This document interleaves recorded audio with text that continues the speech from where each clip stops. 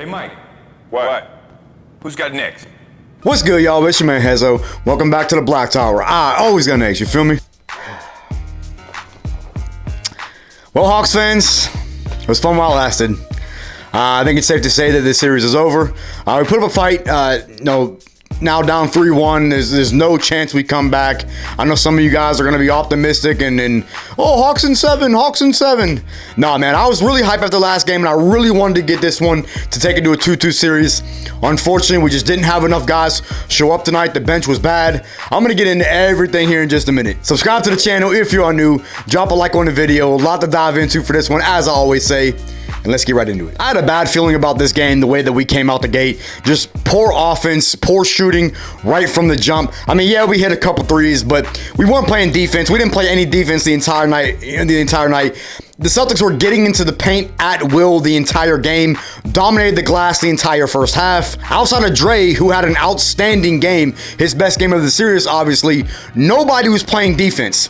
Every single person on the Hawks was getting beat, getting to the rim. Nobody was playing any perimeter defense. DeJounte was getting killed going to the rim. TRAE was getting killed going to the rim. Saddiq Bey was getting killed going to the rim. John Collins has been pretty much unplayable this entire series. The first half, the Hawks they were bad. But we went on a late second quarter run, led by DeAndre Hunter, who again had an outstanding game. I'm going to touch on his performance in my final takes. But it seemed like every single time we were to go on a run, Boston would answer. We cut it to 4. Just getting ready to go into the half, and then the final 2.5 minutes, Boston gets the lead back up, and just like that, they're up 12 going into halftime. Atlanta shot 37% in the first half from the field, and that's not gonna get it done. You cannot come out at home, especially after a winning game 3. You cannot come out like that on the offensive end and the defensive end and expect to beat the Boston Celtics. It just does not happen. Jason Tatum did not play well in the first half. Didn't really have a great game shooting the basketball. He did hit a couple late, big shots late in the game. But even still, man, he did not have a great, Jason Tatum game. DeAndre Hunter did a hell of a job on Tatum the entire game. Second half started, and again, it seemed like every time Atlanta was to make a run, Boston would answer. It was the story the entire game, and they did that with the energy, the effort, the rebounding, because they were getting so many second chance opportunities. They were going for, fighting for the loose balls. They won all the 50-50 balls. Boston just had more energy and more effort tonight, and that's a huge reason why they were able to come out with this win. TRAE really continued to be hot in the third quarter. He was really the only source of consistent offense that we had the entire night long. DeJounte had his moments. TRAE had a big fourth quarter. He continued to be hot, and then again, we cut it to a 5-point game, and it was a 5-point game going into the fourth quarter.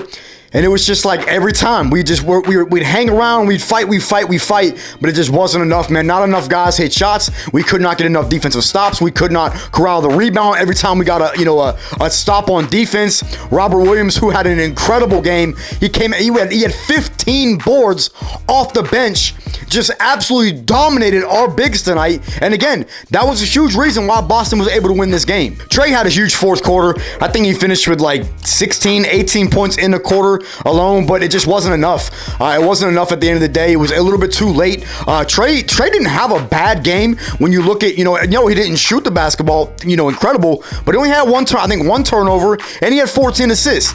So, and he did finish with 35 on the night. He was getting to the free throw line. So even though he didn't have a great game shooting the basketball, he had an incredible fourth quarter. DeAndre Hunter, I think, played literally the entire second half. So he missed it took 2 shots in the fourth quarter, missed them both, and I really look at him being tired because of that, playing defense on Tatum the entire game while also giving buckets on offense. Jaylen Brown was huge in the fourth quarter, man. He came up with so many plays, just hitting big shots, getting to the rim. Jaylen Brown was absolutely incredible the entire night. Derek White had another big night offensively, hitting threes, getting to the rim. Malcolm Brogdon had an incredible game off the bench. And credit the Celtics, man. They would not let Atlanta fully climb back into the game game and get it past like a 4-point spread.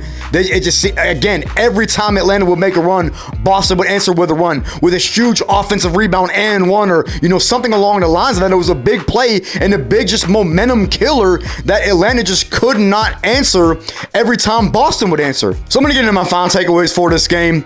Number one, DeAndre Hunter. Incredible game from Dre. I know some of you guys out there are going to say, oh, Dre's always good for one good playoff game and blah, blah, blah.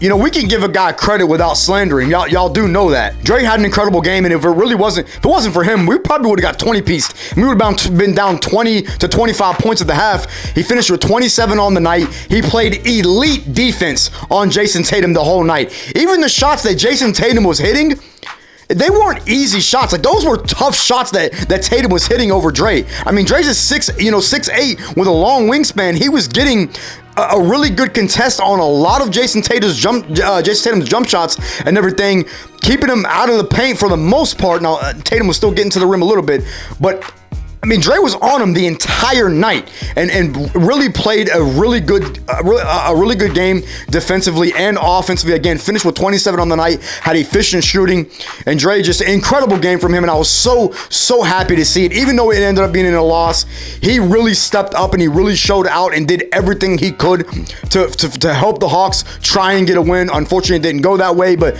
shout out to my guy Dre, man. Y'all know I'm a big Dre fan, so it was really nice to see him bounce back and play well in this game. Now, number two is the rebounding in the defense. Now, when you look at the box score, it doesn't really look like that Atlanta was killed on the glass, but we were. I mean, yeah, the difference in the rebounding at the final stat of the game doesn't really look all that different. But again, man, if you watch this game, there were so many defensive possessions that we could not close out because we could not corral the rebound. Again, Robert Williams had 15 rebounds off of the bench. He just outplayed both of our guys. Okongwu just looked kind of lost out there. He was getting offensive foul calls. Just a bad game, for the Hawks bigs. And again, the defense just wasn't there. It seemed like we were getting killed in the paint all night long. Celtics finished with 56 points in the paint. And again, that's just not going to get it done. You cannot consistently get beat off the dribble and let guys get into the paint. And there was a lot of times where DeJounte would go and gamble for a steal. And then now you're kind of down a man on the defensive end. And then they get right into the paint and either hit a floater or a little drop pass for a dunk. And we saw it all night long. It was consistent.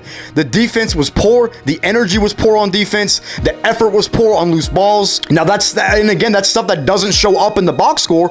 But when you watch this game, we were dominated in that aspect. So my third and final takeaway for this game was the Hawks bench. They came up huge in the Game 3 win. Not so much tonight. The bench just did not play well at all. Sadiq really had a stinker. He could not buy a shot. I think he finished 2 for 7 on the night. Bogey finished with only like 8 points, and he was 3 for 8. Okongwu, again, man, he looked lost.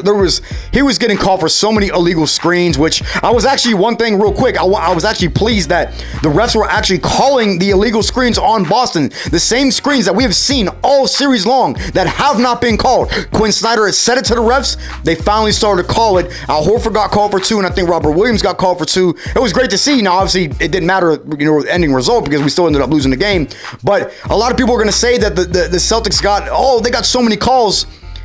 It really wasn't all like that. Yeah, they got a couple calls, but it wasn't game-deciding calls. Back to what I was saying, though, the bench just was not good tonight. And against the Celtics, you have to have guys show up. For the Celtics, Malcolm Brogdon showed up off the bench. Robert Williams showed up off the bench. And that's really all they needed off the bench because they essentially played, a 7-8-man rotation kind of, but they got such production out of their role players and from Jaylen Brown. Even with Jason Tatum struggling, they got so much production from their other guys, and we didn't have that tonight. John Collins, man, oh my God, he has been bad.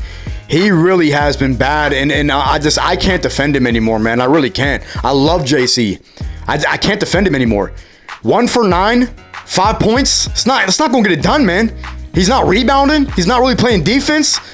He has been the worst player for the Hawks this entire series, and it's really not a debate. He has been bad, and it's really to the point where he's almost unplayable. But at the 4 position, who do you play in this series? Sadiq had a really nice Game 3, but other than that, he's been non-existent. We have not had an answer at the 4 position And that's been a huge reason why we're down 3-1 in this series, because we're not getting production from other guys. It seems like when TRAE steps up, and everybody says, oh, well, if we got other guys step up like TRAE and JC, we win this game.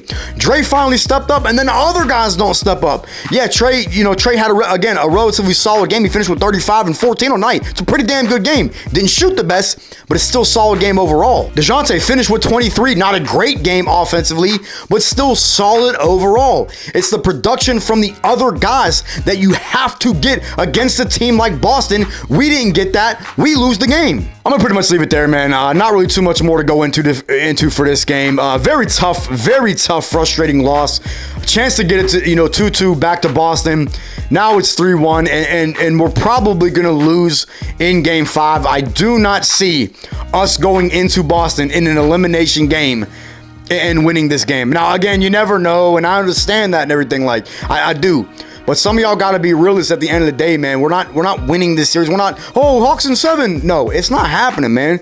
Again, I was very, very excited after the Game 3 win. But at the same time, I wasn't optimistic about Game 4. I said, we'll see. We'll see what happens. We saw what happened. Not enough guys showed up. We lost the game. We're down 3-1. End of story. Y'all leave thoughts down in the comments. What did you think about this game? Do you think this series ends in 5? Do you think we push it to 6? Where do you see this series ending up? And I don't want to hear anybody say Hawks in 7, because I know you're just trolling at that point. You legitimately don't believe that. Drop a like on the video, and I will catch y'all for Game 5.